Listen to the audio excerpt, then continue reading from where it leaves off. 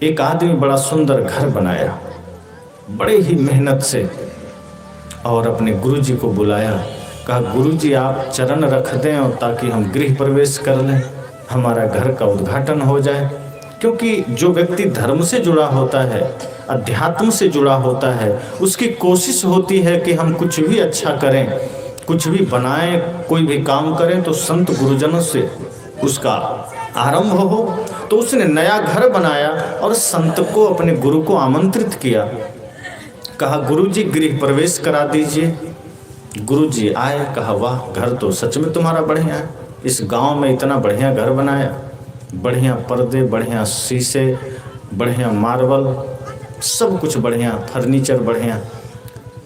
अब वो तो बड़ा खुश हुआ। कहा, गुरुजी भी हमारे घर की प्रशंसा कर रहे हैं, ये तो हमारे लिए और खुशी की बात है। उसने कहा, गुरुजी जब आपको भी इतना पसंद आया तो मेरे बंगले का, मेरे घर का कोई नाम रख दीजिए।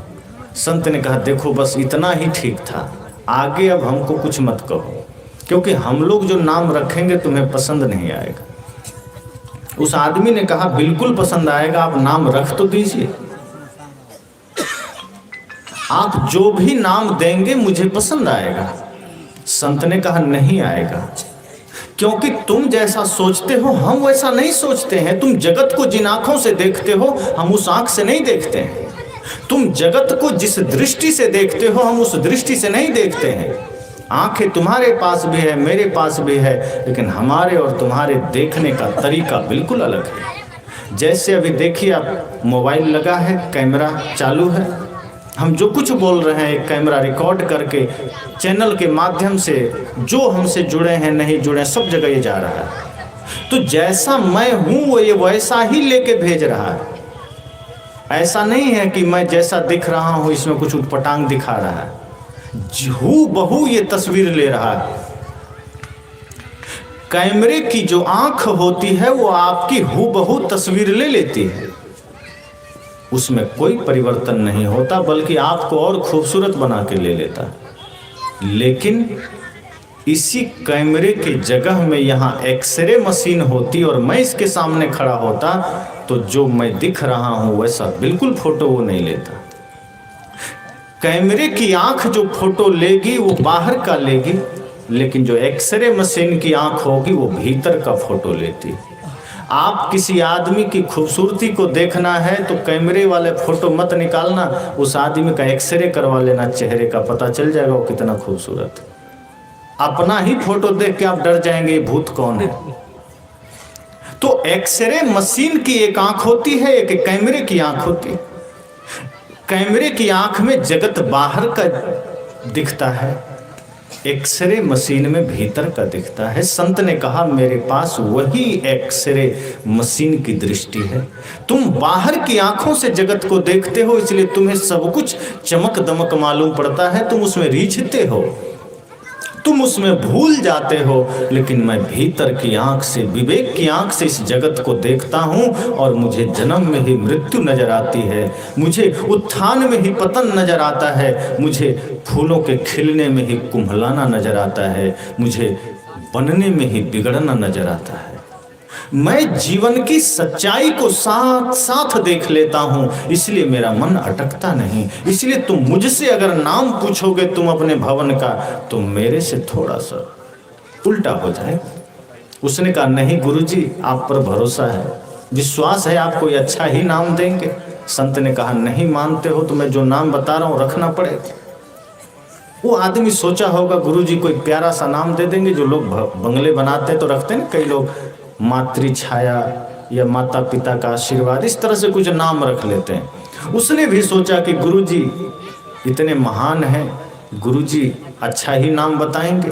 लेकिन गुरुजी तो थोड़ा उल्टी खोपड़ी के थे, क्योंकि है कोई गुरु ज्ञानी जगत उलटी वेद बूझे। जो संत होते हैं वो जगत को जगत की तरह नहीं देखते, वो उसको भी ज्ञान से देखते हैं, उसको भी गहराई से देखते हैं। जैसे एक आदमी चौराहे में बैठा था, एक आदमी आया उधर से, कहा मुझे बस्ती में जाना है। वो आदमी समझदार था, बड़ा गहरे ज्ञान से भरा हुआ था। उसने उसको इशारा कर दिया, यहाँ से दाएं मुड़ जाओ, तुम बस्ती चले जाओगे। लेकिन वो आदमी चलते चलते वहां पहुंच गया जहां शमशान घाट था, मरघट। वो आदमी बड़ा गुस्सा में आया, कहा तुम बड़े पागल मालूम पड़ते हो, मैंने तुम्हें रास्ता पूछा, नहीं बताना था, मना कर देते, मैं नहीं जानता, तुम मुझे मरघट भेज दिए। अरे मुझे बस्ती में जाना था, तुम मुझे मरघट भेज दिए, मुझे मरघट थोड़ी ना जाना था। उस आदमी ने कहा मैंने तुम्हें ठीक ही बताया, बस्ती का मतलब है जो जहां बस गया, जो कभी वहां से उजड़ता नहीं है, और मरघट का मतलब है जहां मर करके लोग घट जाता है, जहां रोज प्राण घटते हैं, वही तो मरघट है।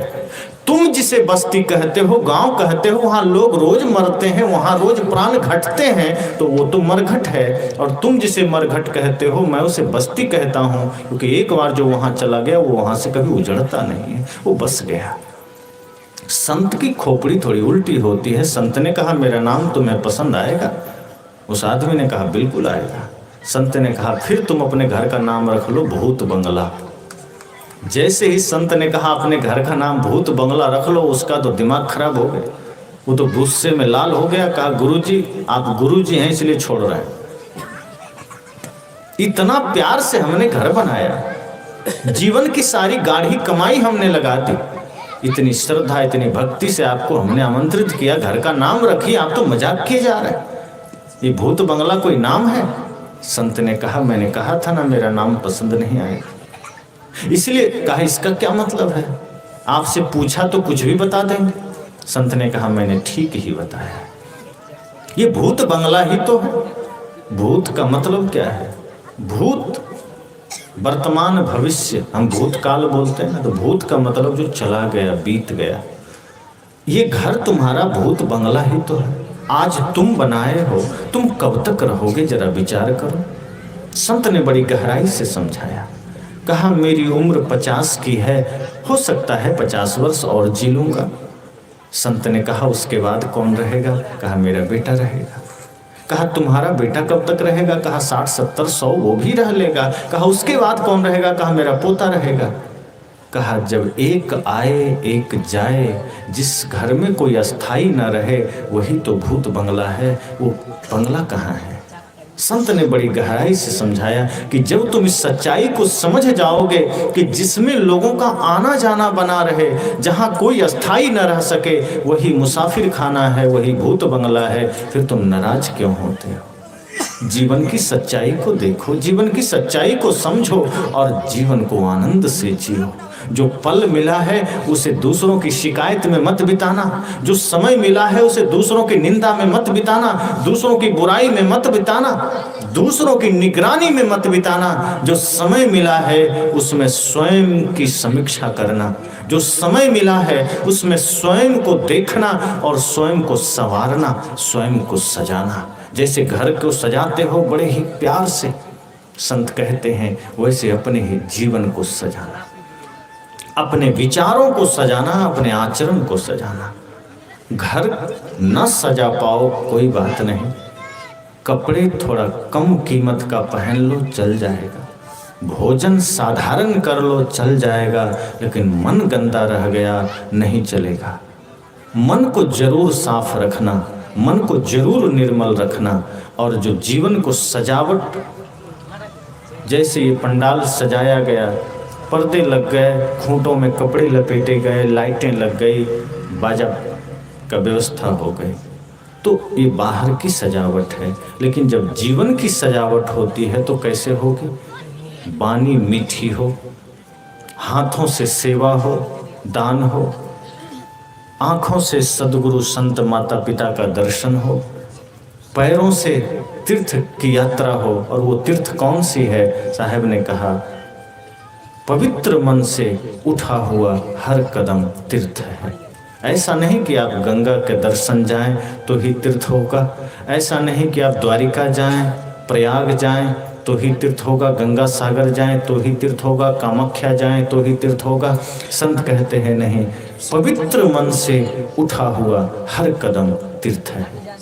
पवित्र मन से आप खेत भी जा रहे हो वो तीर्थ है, पवित्र मन से आप बाजार भी जा रहे हो वो तीर्थ है, पवित्र मन से आप कोई काम कर रहे हैं वो पूजा है, तीर्थ है।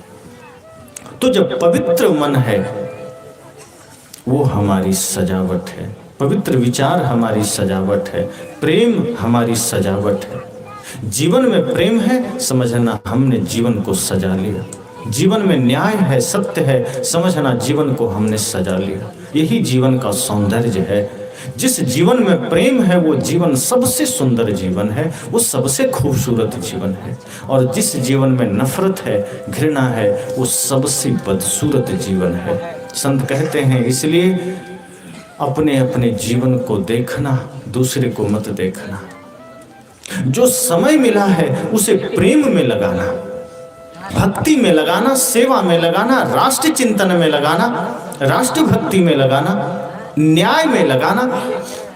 जीवन को व्यर्थ मत गंवाना, क्योंकि एक एक पल बहुत कीमती है, बहुत महत्वपूर्ण है। यदि एक पल भी चला गया उसे लौटाया नहीं जा सकता।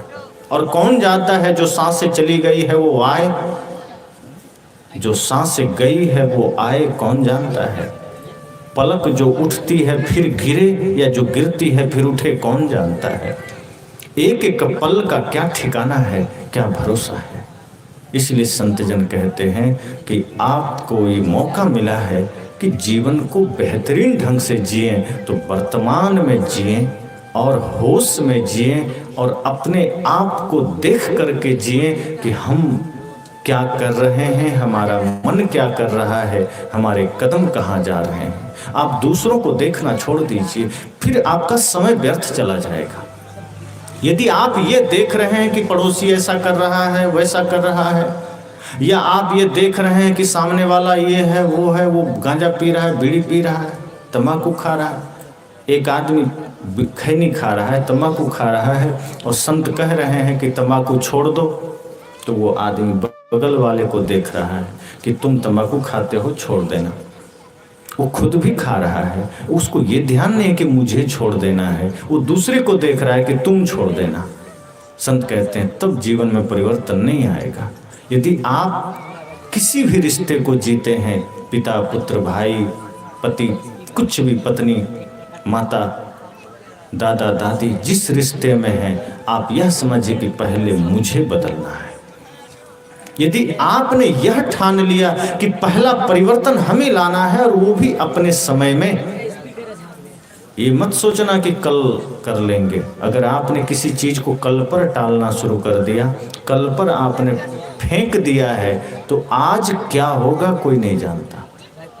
आज का भी पता नहीं है कि अगला पल क्या हो जाए। कल तो बहुत दूर की बात है, कल का क्या भरोसा। इसलिए संत जन कहते हैं कि आप इस होश के साथ जिए कि जो पल हमें मिला है वो पल हमें अपने जीवन को सुंदर बनाने के लिए मिला है। अब आप सोचिए कि जो दिया बुझा हुआ है, अगर उससे आप चाहें तो क्या दूसरा दिया जल सकता है? जो दिया खुद बुझा हुआ है वो दूसरे को नहीं जला सकता, लेकिन जिस दिए की ज्योति जागृत है वो हजारों नहीं लाखों दिए को जला सकता है। जिस आदमी के भीतर प्रेम का दिया जल चुका है, जिस आदमी के भीतर सत्य का दिया जल चुका है, जिस आदमी के भीतर भक्ति का दिया जल चुका है, वही दूसरों को प्रेम दे सकता है, वही सेवा दे सकता है, वही भक्ति दे सकता है। जिसके भीतर खुद ज्योति बुझी हुई है वो दूसरों को ज्योति कैसे जला सकता है? साहब कहते हैं अपने जीवन की ज्योति जगा लेना, होश में आ जाना और वर्तमान में जीना, और यह सोच कर जीना कि जो समय हमें मिला है बहुत थोड़ा है, इसमें हमें अपने जीवन को संवारना है। अगर हमने अपने जीवन को संवारा, अगर हमने जीवन को सजाया, तो यह हमारे जीवन की उपलब्धि होगी। अन्यथा जीवन पाने से फायदा क्या है? आए, खाए पिए, संसार में चल दिए, क्या मतलब? इतना भर के लिए जीवन नहीं मिला है, जीवन कुछ करने के लिए मिला है, कुछ अच्छा करने के लिए मिला है, जीवन में कुछ बनने के लिए मिला है। और वो परिवर्तन इसी सत्संग से आएगा, इसी ज्ञान गंगा से आएगा। दूसरा कोई उपाय नहीं है, दूसरा कोई मार्ग नहीं है। इसलिए मैंने कहा कि जब हम अपने भीतर की आंख का प्रयोग करते हैं, जब हम अपने विवेक की आंख का प्रयोग करते हैं, तब जगत सही दिखता है। तब संसार सही दिखता है। और जब तक हम बाहर की आंखों से देखते हैं तब तक हमें संसार पता ही नहीं चलता क्या है, हम अटकते चले जाते हैं, भटकते चले जाते हैं। अगर संसार की हकीकत को, अपनी हकीकत को देखना है तो हमें भीतर की आंखों का प्रयोग करना होगा, वही एक्सरे मशीन की तरह। जब हम अपने भीतर की आंख को देखेंगे तो हम होश में आ जाएंगे, क्योंकि जहां जहां मन को अटकाए थे, जिन जिन चीजों में अटकाए थे, उसका हमें सच्चा बोध हो जाएगा कि वहां मन को अटकाना नहीं है बल्कि वहां से मन को हटाना है। और जब वहां से मन को हटाएंगे तो भीतर अनुभव करेंगे कि वहां प्रेम पहले से मौजूद है। तब हम भीतर अनुभव करेंगे कि भीतर भक्ति पहले से मौजूद है, सत्य पहले से मौजूद है, बस बाहर से कनेक्शन कटा और भीतर का जागरण हो जाएगा। तो इसी मंगल कामना